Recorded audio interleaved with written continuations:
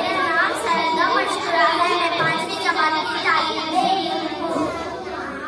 बिस्मिल्लाहिर्रहमानिर्रहीम। रहबर भी है, हमदम भी है, वफार हमारे।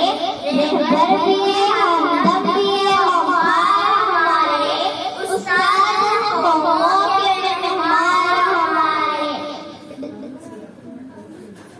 मोहतरम प्रिंसिपल साहिबा, इज्जत नामानी, असातिज़ा और मोअज़्ज़िज़ सामाईन, अस्सलामु अलैकुम। असातिज़ा को कौमों का मेहमान कहा गया है। कौमों को बनाने, सजाने और तरक्की की राहों में उरूज तक पहुँचाने में असातिज़ा ही का बुनियादी किरदार होता है।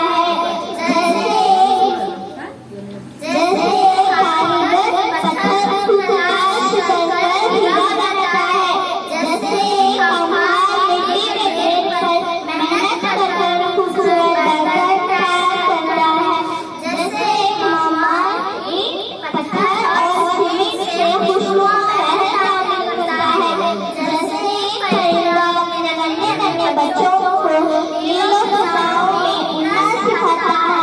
इसी तरह उस्ताद कौमों को बनाने में बुनियादी किरदार अदा करता है।